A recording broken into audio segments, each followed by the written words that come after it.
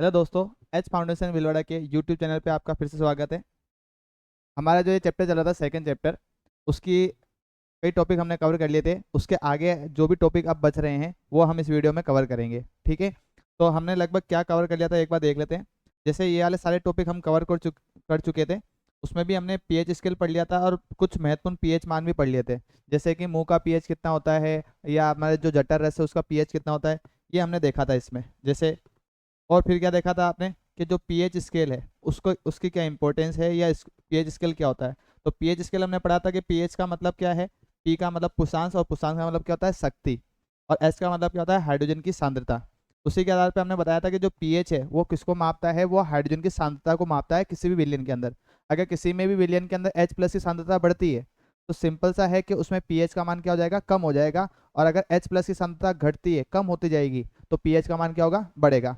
ये हमने आराम से यहाँ पे एक पीएच स्केल बना के भी देखा था कि यहाँ पे आपकी ये पीएच स्केल है। जो पीएच स्केल है उसका मान कहाँ से कहाँ तक है, तो हमने पढ़ा था कि 0 से 14 के बीच में होगा। अब 0 से 14 के बीच में जो है उसमें हमने बोला था कि अगर 7 से कम है तो वो क्या होगा, अम्लीय होगा, और 7 से अधिक है तो वो क्या होगा, क्षारीय होगा।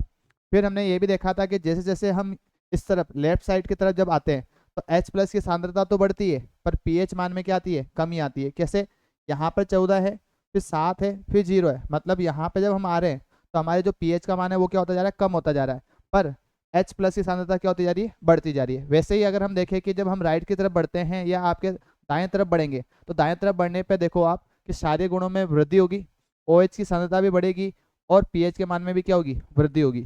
ठीक है, ये हमने देखा था। फिर हमने ये भी देखा था कि अगर पीएच 7 मान है, अगर किसी भी विलयन का पीएच मान कितना है, 7 है, तो हमने बोला था कि वो जो होगा वो कैसा होगा, आपके उदासीन होगा। मतलब इस समय पर अगर मैं बोलूं कि उस विलयन के अंदर H प्लस या OH की मात्रा कितनी होगी, तो आप बोलोगे कि उन दोनों की मात्रा क्या होगी, समान होगी, वहां पे कोई भी अंतर नहीं होगा। जबकि जब इस तरफ जाएंगे तो H प्लस की मात्रा अधिक होगी, और जब इस तरफ जाएंगे तो OH की मात्रा अधिक होगी। ये हमने देखा था। फिर हमने क्या देखा था कि कुछ महत्वपूर्ण पीएच के मान देखे थे हमने, कि जैसे जठर रस है तो जठर रस का पीएच मान कितना पढ़ा था हमने, 1.2। फिर हमने पढ़ा था कि जो आपके नींबू का रस है उसका कितना है, 2.2। फिर हमने देखा मुंह का जो पीएच है वो लगभग 2 होता है, एक तरह से 6.5 होता है, एक बार क्या होता है 5.5। ये कब होगा, जब हम खाना नहीं खा रहे हैं उससे पहले जो मुंह का पीएच होगा, साधारण पीएच, वो कितना होगा, 6.5। और अगर जब खाना खाते हैं, खाना खाने के बाद हमारे मुंह का पीएच घट के कितना हो जाता है, 5.5 हो जाता है। वैसे ही हम देखेंगे जो दूध होता है, जिसको हम खट्टा दूध भी बोल सकते हैं, या फिर छाछ या दही जो होता है, नॉर्मली उसमें हम बात करें तो दूध जो है उसका पीएच कितना होता है, 6.5। पर अगर दही में परिवर्तित होगा तो सिंपल सी बात है, पीएच के मान में क्या आ जाएगी, कमी। क्योंकि जैसे जैसे खट्टापन बढ़ रहा है इसका मतलब क्या हुआ, उसमें अम्ल की मात्रा बढ़ रही है, और अम्ल की मात्रा बढ़ना मतलब H प्लस की मात्रा भी बढ़ना, और H प्लस बढ़ना मतलब पीएच के मान में कमी आना। तो यहाँ पे जब हम उससे नीचे जाएंगे तो वहां पे हमको क्या दिखाई देगा, वो दही या छाछ आपको मिलेगा। दूसरा क्या है, अम्ल वर्षा। अम्ल वर्षा क्या होती है, हमने बोला था अगर किसी भी जल का, वर्षा जल का पीएच अगर 5.6 से कम हो जाए तो हम कहेंगे कि वो वर्षा क्या है, आपकी अम्ल वर्षा है। फिर हमने बोला आसुत जल। तो आसुत जल का मतलब जिसमें सिर्फ H2O हो, तो H2O जो होगा उसमें क्या होगा, आपके H प्लस और OH की मात्रा क्या होगी, बराबर होगी। जब बराबर होगी तो उसके पीएच का मान कितना हो जाएगा, 7 होगा।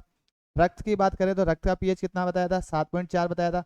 और शरीर का पीएच जो था हमारे, वो कितना था, वो था 7.0 से लेके 7.8। और ऐसे ही मिल्क ऑफ मैग्नीशिया, या इसको अपन बोलते हैं मैग्नीशियम हाइड्रोक्साइड, उसका पीएच कितना था, 10 था। और सोडियम हाइड्रोक्साइड जो था उसका पीएच कितना था, 14। ठीक है, तो ये कुछ महत्वपूर्ण पीएच थे, ये भी हमने इंट्रोडक्शन में पढ़ लिए थे। ठीक है,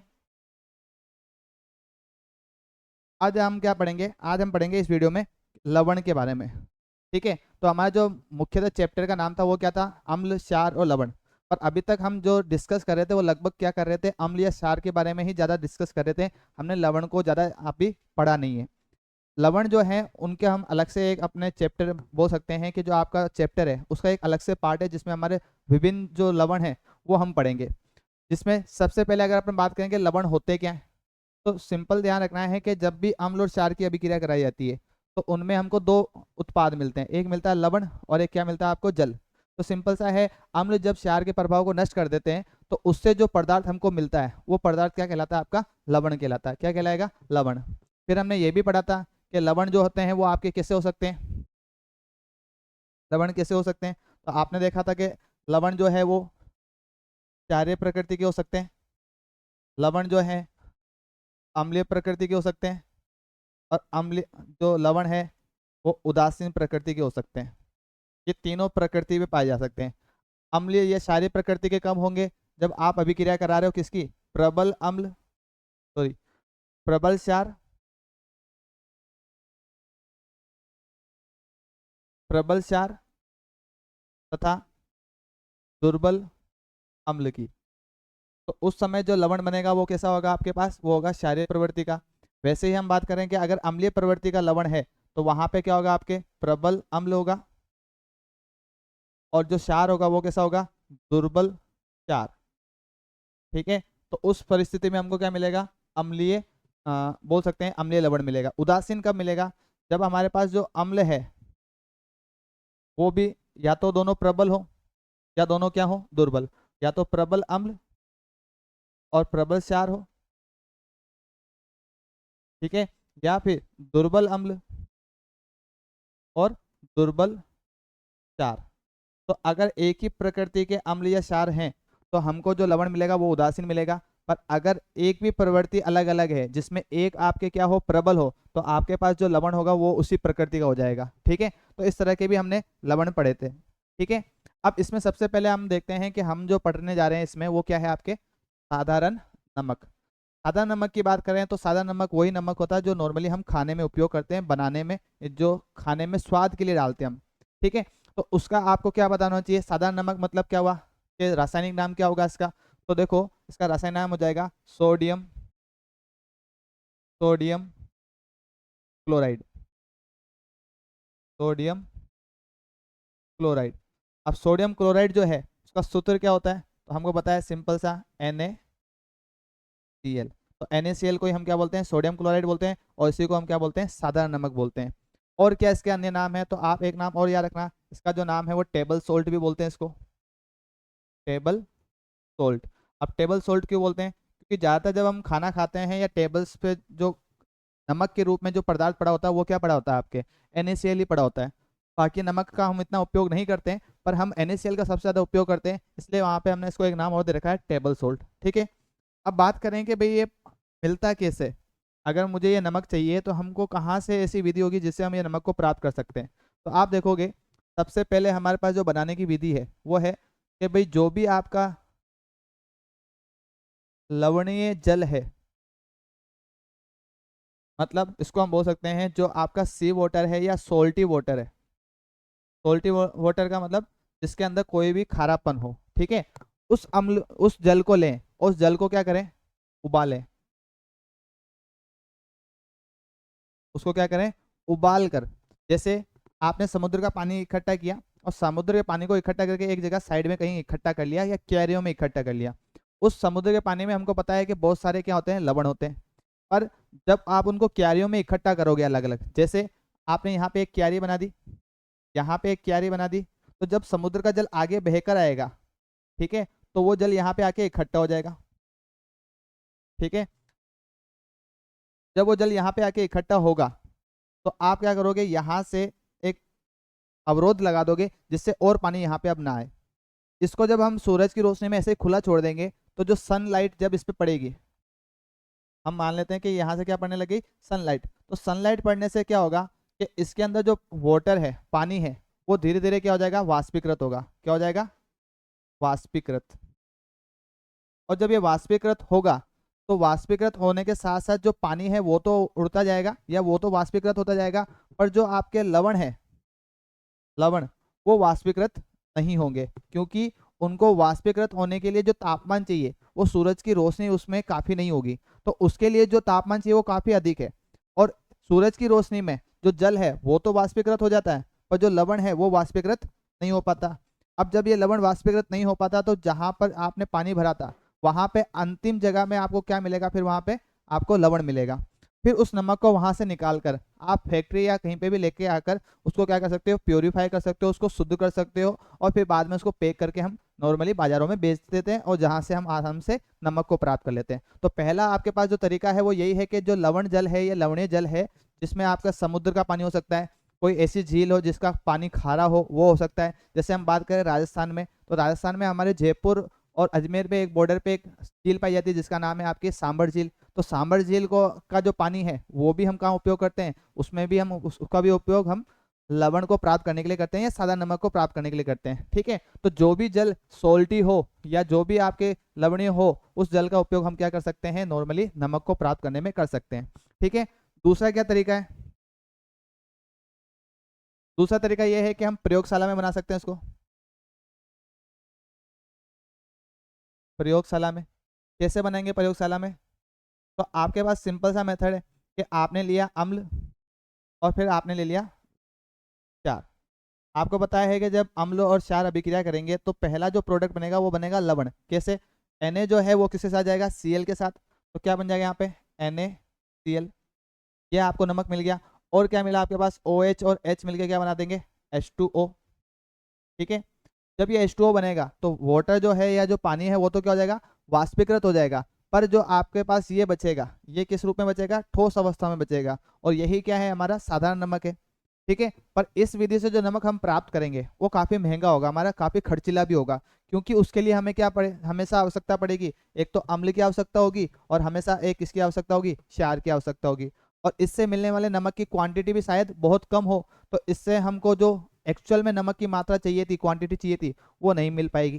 ठीक है, तो इस विधि को नॉर्मली हम लेबोरेटरी में तो कर सकते हैं सिर्फ बनाने के लिए, प्रयोग करने के लिए, पर इसका उपयोग हम नॉर्मली फैक्ट्रियों में नहीं कर सकते कि जिससे उत्पादन इसका बढ़ा सके। तो उत्पादन के रूप में अगर हमको नमक चाहिए तो हम सिंपल सा क्या करेंगे, जो आपका समुद्र जल है या जो आपके खारे पानी का जो जल है, उस पानी को अपन क्या कर सकते हैं, उबालेंगे, और उबालने के बाद आप आसानी से इस नमक को प्राप्त कर सकते हो। ठीक है, तीसरा तरीका क्या है, तीसरा आपके पास है जिसको अपन बोलते हैं रॉक सोल्ट।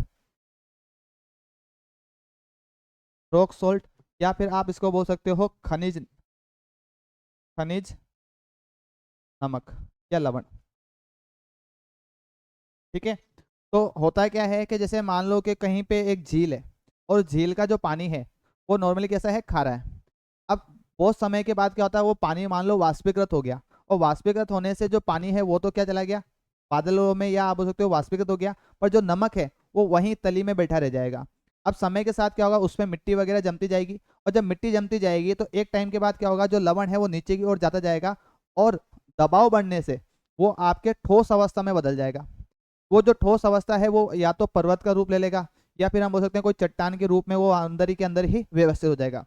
पर कभी फ्यूचर में अगर हम उसको खोदते हैं उस जगह को, और खोदने पर हम देखते हैं तो वहां पे जो हमको नमक के अवशेष मिलेंगे वो किस रूप में मिलेंगे, वो हमको मिलेंगे पत्थरों के रूप में, या फिर हम बोल सकते हैं पहाड़ों के रूप में।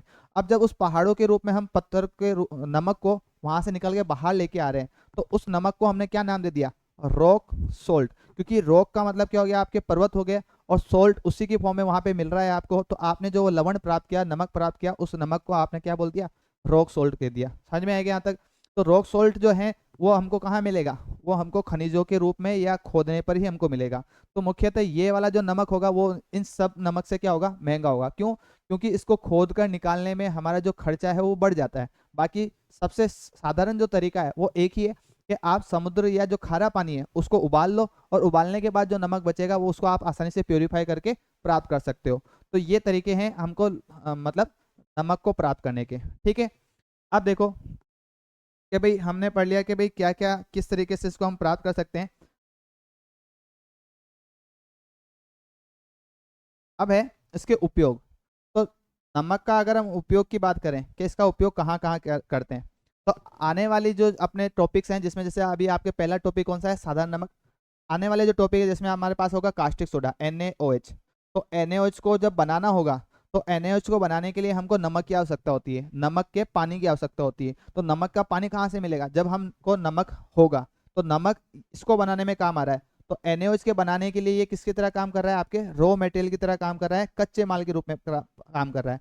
तो NaOH को बनाने के लिए कच्चे माल के रूप में, ठीक है, फिर आपके कैल्शियम ऑक्सीक्लोराइड जिसको हम बोलते हैं विरंजक चूर्ण, उसको बनाने के लिए भी हम किसका उपयोग करेंगे, NaCl का उपयोग करेंगे। फिर हम यूज करेंगे सोडियम हाइड्रोजन कार्बोनेट, ठीक है, जो आपका बेकिंग सोडा है, उसको बनाने में भी हम किसका उपयोग करेंगे, NaCl का उपयोग करेंगे। ठीक है, तो नॉर्मली हम बोल सकते हैं इन तीनों को बनाने के लिए कच्चे माल के रूप में, कच्चे माल के रूप में,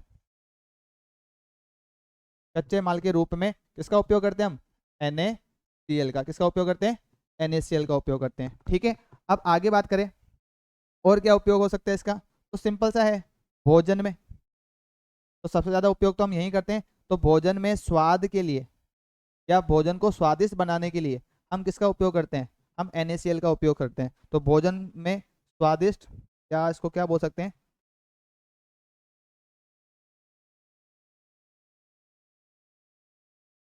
भोजन में स्वाद के लिए हम किसका उपयोग करते हैं, NaCl का उपयोग करते हैं। तो ये हमको अपन सिंपल सा पता होना चाहिए। तो एग्जाम में जो क्वेश्चन बनते हैं वो यही बनते हैं। सबसे पहले आपको पता होना चाहिए कि भाई साधारण नमक जो है उसका रासायनिक नाम क्या है, तो आपको पता होना चाहिए सोडियम क्लोराइड। फिर हम बोले इसका सूत्र क्या होता है, तो NaCl, या फिर इसके अन्य नाम जैसे कि आपके पास क्या है, टेबल सोल्ट, वो भी आपको पता होना चाहिए। फिर हम पूछते हैं इसके उपयोग क्या होते हैं, तो उपयोग भी आपको पता होना चाहिए। NaOH कैल्शियम क्लोराइड और सोडियम हाइड्रोजन कार्बोनेट के कच्चे माल के रूप में यूज करते हैं। फिर भोजन के स्वाद को बढ़ाने के लिए भी हम इसका इस्तेमाल करते हैं। फिर आपको ये भी पता होना चाहिए इसको बनाते कैसे हैं, इसको बनाने की जो विधि है वो कौन कौन सी होती है। तो आपने पढ़ा था, एक तो सबसे पहले क्या पढ़ा था,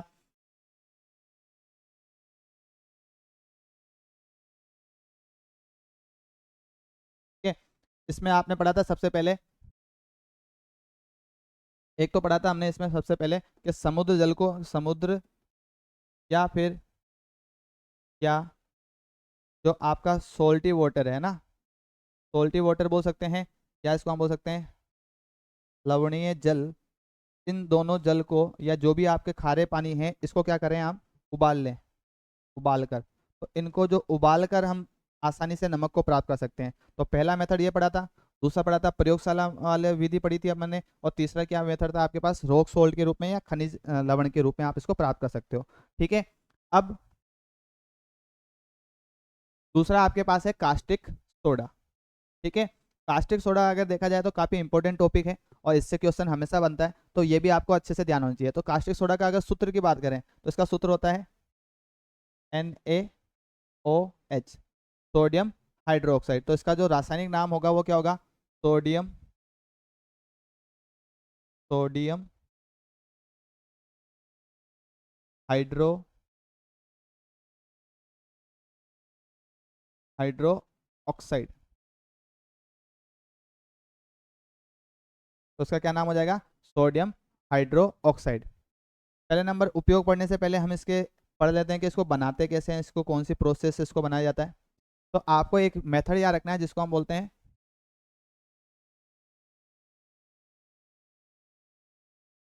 क्लोर चार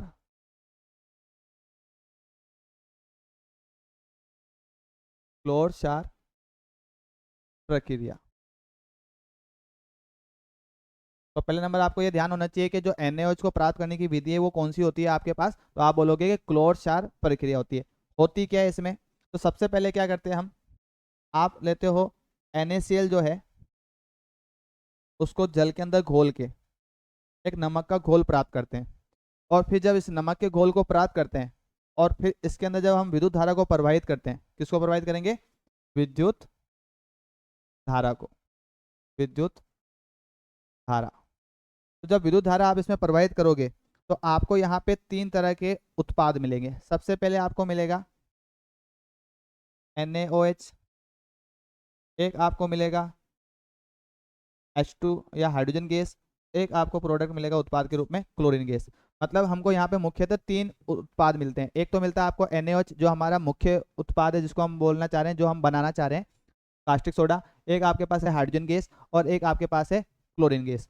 अब इसकी बात अगर हम करें कि बनता कैसे है, ये कैसे क्या विधि है, तो इसको हम एक विधि से समझ लेते हैं, डायग्राम से, कि कैसे इसको बनाते हैं। तो देखो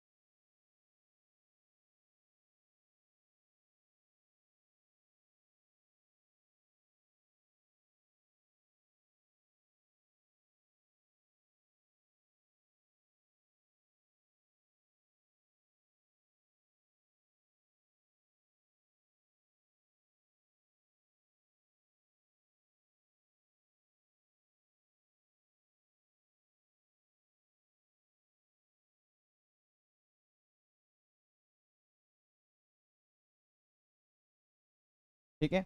यहाँ पे हम क्या कर रहे हैं कि जो आपका नमक का घोल है उसको हम क्या करते हैं एक कंटेनर के अंदर लेके आते हैं यहाँ से NaCl, और NaCl को जो है यहाँ पे मिक्स करते हैं पानी के अंदर। तो यहाँ पे हम क्या भर लेते हैं, यहाँ पे हम भर लेंगे पानी।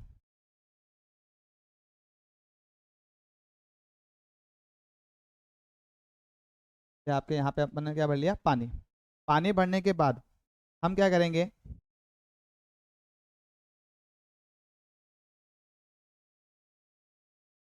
यहाँ पे आपके एक रोड लगाते हैं, उस रोड को हम बोलते हैं इलेक्ट्रोड। ठीक है। और एक इलेक्ट्रोड जो है वो आपके कनेक्ट है माइनस वाले पार्ट से ऐसे। तो जो छोटे वाले हैं वो तो आपके क्या है माइनस के, और जो बड़े वाले हैं वो क्या आपके प्लस के। तो एक तो हो गया आपके प्लस का टर्मिनल और एक हो गया आपके माइनस का। ठीक है। माइनस वाले से जो जुड़ा हुआ भाग है इस पे जो यहाँ पे आवेश होगा वो कैसा होगा, माइनस का होगा। और माइनस वाले को अपन क्या बोल देंगे यहाँ पे, कैथोड। क्या बोल देंगे, कैथोड। ठीक है। दूसरा क्या है, यहाँ पे हम एक और रोड लगाएंगे, उस रोड को हम बोल देंगे, यहाँ पे जो प्लस वाले से जुड़ी है तो इस पे आवेश कैसा होगा, इस पे होगा थोड़ा प्लस प्लस, और उसको हम बोल देंगे एनोड। क्या बोल देंगे, एनोड। ठीक है। अब क्या होगा, जब हम इस पानी के अंदर NaCl को प्रोवाइड करेंगे तो Na जो है वो किस में अलग हो जाएगा, Na प्लस में, और जो Cl है वो किस में अलग हो जाएगा, Cl माइनस में। क्योंकि इसके अंदर जल भी है तो जल जो है वो किस रूप में टूटेगा, आपके H प्लस में, और आपके जो OH के रूप में। मतलब जो आपका H2O है वो आपके दो भागों में टूट जाएगा, H प्लस में और एक OH माइनस में, इन दोनों भागों में टूट जाएगा जब इसके अंदर करंट को पास किया जाता है। ठीक है। जब इसके अंदर हम क्या कर रहे हैं,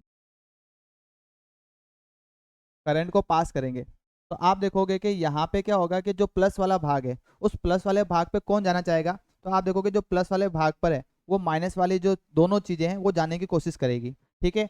ऐसे ही अगर हम देखें तो जो माइनस वाले भाग पे है वो कौन सा भाग जाने की कोशिश करेगा, प्लस वाला भी जाने की कोशिश करेगा, और ये वाला प्लस वाला भी यहाँ पे जाने की कोशिश करेगा।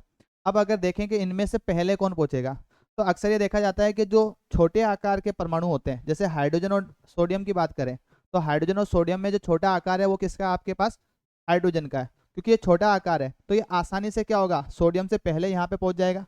और पहुंचने के बाद यहाँ पे जो है आपको जो इस वाले टर्मिनल पे यहाँ पे एक गैस मिलेगी, और वो गैस कौन सी मिलेगी, हाइड्रोजन। क्योंकि हाइड्रोजन जब प्लस के रूप में जाएगा तो वो वहाँ यहाँ क्या करेगा, यहाँ पे इलेक्ट्रॉन को प्राप्त करता जाएगा, और इलेक्ट्रॉन को प्राप्त कर करके क्या बदलता जाएगा, H2 में परिवर्तित होता जाएगा। वैसे ही इन दोनों की बात तो हो गई। अब आपके पास क्या बचा हुआ है, तो अब आपके पास बचा है Cl माइनस। तो Cl माइनस और OH माइनस ये दोनों ही इस तरफ जाना चाहेंगे। ठीक है। पर इनमें जो छोटा आकार है वो किसका है, Cl का। तो आसानी से सबसे पहले Cl यहाँ पे जाएगा, और Cl यहाँ पे किसके रूप में, Cl2 के रूप में क्या हो जाएगा, बाहर निकल जाएगा। ठीक है। मतलब क्या हुआ, आपको एनोड पर तो एक गैस मिली जिसका नाम है Cl2 गैस, और कैथोड पर एक गैस मिली जिसका नाम क्या है आपके, H2 गैस। ठीक है। तो इस तरह से दो गैसें तो आपको अलग अलग मिल गई। अब इस पूरे विलियन के अंदर अगर हम देखें तो अब बच्चा क्या है, आप देखोगे कि आपका जो ये H प्लस है ये विलियन से जा चुका है, Cl माइनस ये भी विलियन से जा चुका है। अब बच्चा विलियन के अंदर एक तो Na प्लस और एक बचा हुआ है आपके OH माइनस। तो ये दोनों जो हैं ये विलियन के अंदर ही रह गए।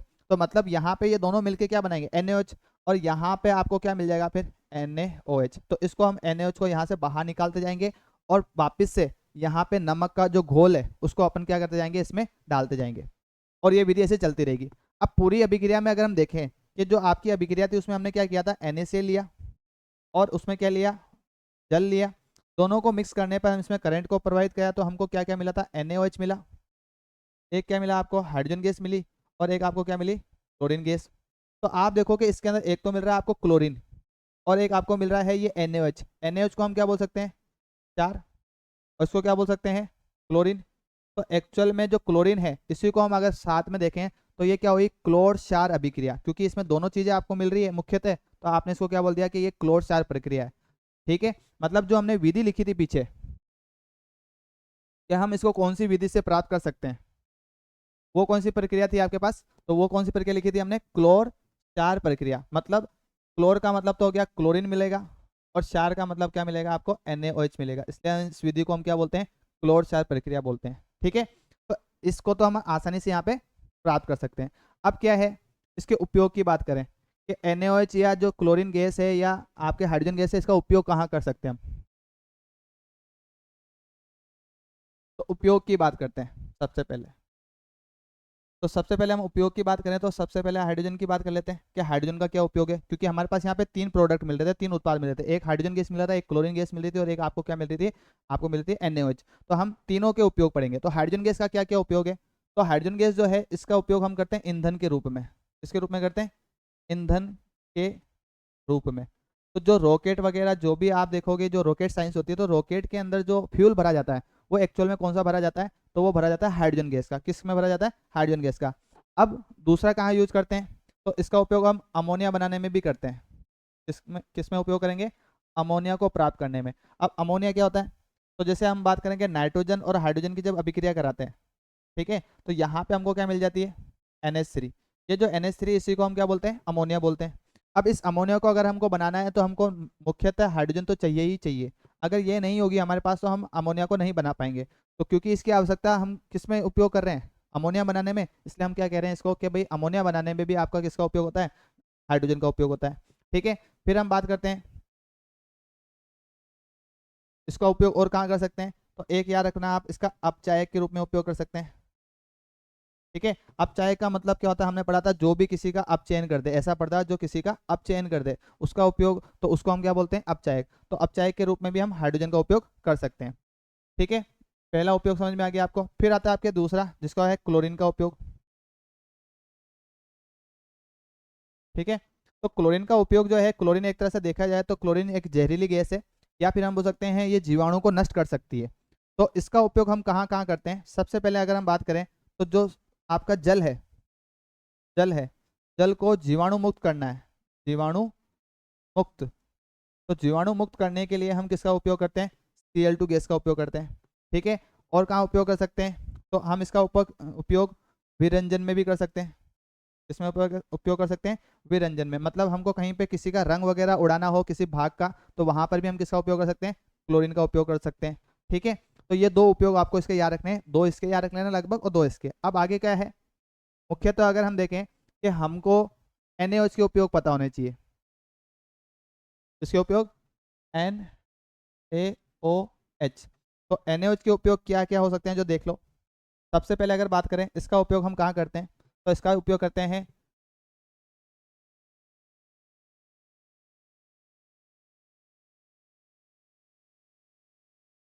जो आपके धातु हैं, धातु पर उपस्थित ग्रीस को हटाने में, ग्रीस को हटाने में। ठीक है, क्योंकि NaOH जो है एक्चुअल में क्या है, इसको हमने जो कॉमन नेम रखा है उसका क्या रखा है? Caustic soda. अब कास्टिक सोडा एक्चुअल में क्या होता है? सर्फ के समान होता है। तो सर्फ या जो आपका डिटर्जेंट है वो क्या कर सकता है कि जो ग्रीस या तेल की जैसे भी जो भी चीजें हैं उनको साफ करने में मदद कर सकता है। तो नॉर्मली हम कहाँ उपयोग कर रहे हैं इसका? इसका उपयोग कर रहे हैं कि जो भी आपकी ग्रीस है उसको हटाने में, धातु पे जो ग्रीस लग रही है उसको हटाने में भी हम किसका उपयोग कर रहे हैं? NaOH का। दूसरा क्या है, जो आपके कांच, कागज और साबुन उद्योग में, और साबुन उद्योग में। ठीक है, साबुन उद्योग में क्या काम आएगा? तो नॉर्मली हमने बोला कि क्योंकि ये खुद डिटर्जेंट है, डिटर्जेंट बनाने में काम आ रहा है, सर्फ बनाने में काम आ रहा है, या आप बोल सकते हो साबुन बनाने में काम आ रहा है, तो इसलिए हम इसका उपयोग कहाँ करेंगे? साबुन उद्योग में करेंगे। कागज या अगर बात करें कांच की, तो कागज या कांच उद्योग में भी क्या होता है, हमको बहुत सारी चीज़ों को साफ करना होता है, तो नॉर्मली हम वहाँ पर भी एक तरह से डिटर्जेंट के रूप में या साबुन के रूप में किसका उपयोग करते हैं? NaOH का उपयोग करते हैं। ठीक है, ये आपको याद रखना है। ठीक है, तो दो मुख्यतः उपयोग इसके भी अपन याद रख सकते हैं। ठीक है, तो NaOH का मतलब आपको समझ में आ गया कि NaOH कैसे प्राप्त करते हैं। तो दो चीजें हमने पढ़ी, एक तो पढ़ लिया आपने साधारण नमक। साधारण नमक हम कैसे प्राप्त कर रहे हैं, कैसे विधि से प्राप्त कर रहे हैं, उनके पास और उनका साधारण नाम क्या है, रासायनिक सूत्र क्या है और रासायनिक नाम क्या है। फिर हमने क्या पढ़ा? Caustic soda. और कास्टिक सोडा जो है उसका उपयोग कैसे क्या कर रहे हैं हम, वो देख लिया हमने। बनाने की जो विधि है उसको क्या बोलते हैं? क्लोर क्षार प्रक्रिया बोलते हैं। और क्लोर क्षार प्रक्रिया में हमको 3 प्रोडक्ट मिलते हैं, एक तो मिलता है आपके NaOH, एक मिलता है हाइड्रोजन गैस और एक आपको मिलता है क्लोरीन गैस। फिर हमने पढ़ा कि हाइड्रोजन गैस के क्या क्या उपयोग हो सकते हैं, जैसे कि एक तो उपयोग होता है ईंधन के रूप में, दूसरा अमोनिया बनाने में। क्लोरीन का उपयोग हमने पढ़ा कि एक तो विरंजन में यूज होता है और दूसरा उपयोग कहाँ होता है आपके, तो आप बोल सकते हो कि जीवाणु मुक्त करने में, पानी को स्वच्छ रखने में। ठीक है, ऐसे ही हमने कास्टिक सोडा की बात करें तो कास्टिक सोडा का मुख्य उपयोग कहाँ होता है, तो हमने पढ़ा दो चीजें, एक तो धातु पर उपस्थित ग्रेस को हटाने में और दूसरा उपयोग पढ़ा कांच, कागज या साबुन उद्योग में, ये एक तरह से काम होता है। एक उपयोग और आप इसमें लिख सकते हो, इसमें एक उपयोग लिख सकते हैं हम, जो प्रयोगशाला है उसमें अभिकर्मक के रूप में, प्रयोगशाला में अभिकर्मक के रूप में, अभिकर्मक के रूप में, मतलब जितने भी पदार्थ हैं वो नॉर्मली आप प्रयोगशाला में उपयोग कर सकते हो अलग अलग एक्सपेरिमेंट करने के लिए, अलग अलग प्रयोग करने के लिए। तो वहां पे जब हम इसका उपयोग करेंगे तो वो क्या कहलाएगा, अभिकर्मक कहलाएगा। इसलिए हम बोल रहे हैं कि इसका उपयोग हम अभिकर्मक के रूप में भी कर सकते हैं। ठीक है, तो आज की वीडियो में इतना ही। बाकी के जो टॉपिक्स है वो हम अगली वीडियो में कर लेंगे। जब तक के लिए